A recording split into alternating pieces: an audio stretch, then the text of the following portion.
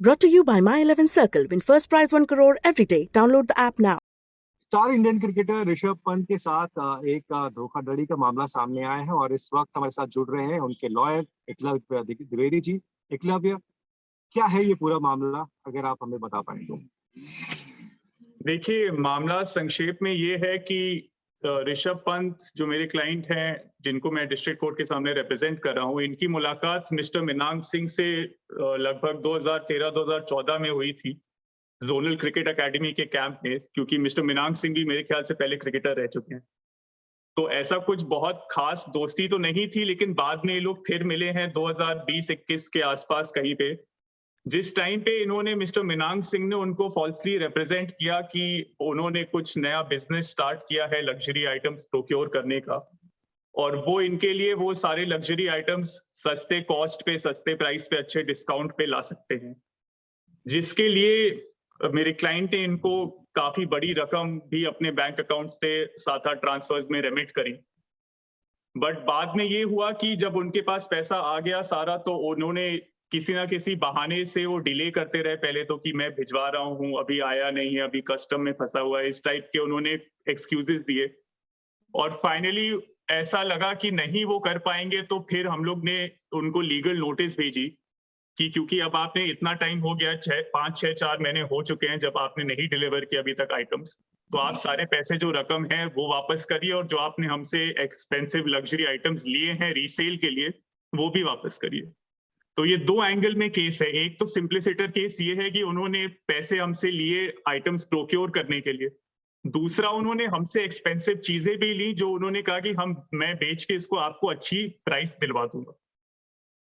तो ये जब नहीं हो पाया, तो एक ओरल सेटलमेंट फिर हम लोग ने अराइव हुआ उनके, मेरे क्लाइंट और मिस्टर मिनांग सिंह के बीच में, और उसके हिसाब से उन्होंने एक चेक इशू किया हमें for 1.63 CR।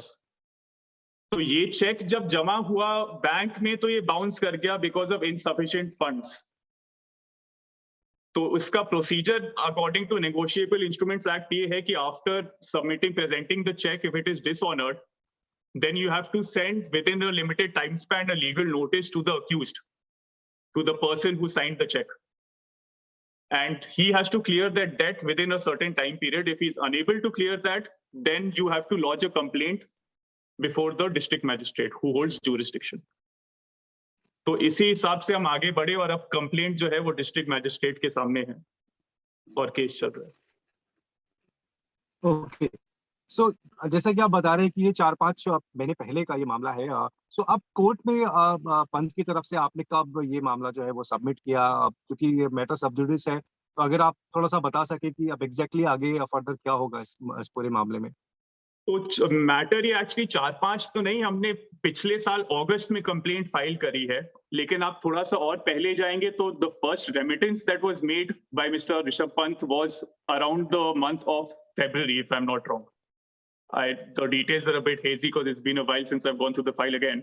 But sometime in February or March, the first remittance was made from his bank account.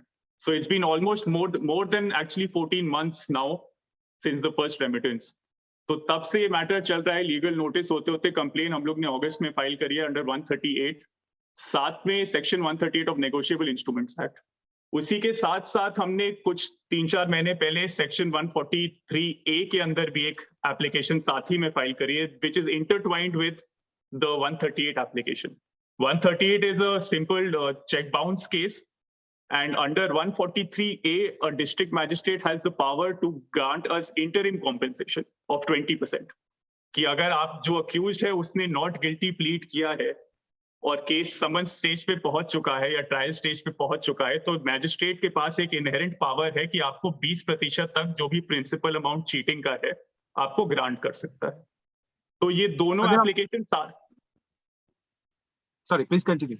ये दोनों एप्लीकेशन साथ साथ चल रही हैं। अब जो 138 के अंदर उनका जो स्टेज है वो स्टेटमेंट ऑफ द अक्यूज्ड का स्टेज है, जिसमें पीछे 3-4 लिस्टिंग हो चुकी हैं, बट लास्ट ही लिस्टिंग में हम लोग को पता लगा है कि जो अक्यूज हैं उन्होंने किसी और को भी बॉम्बे में कॉन किया है, कोई बिजनेसमैन है जो न्यूज़पेपर में जितना हमने पढ़ा।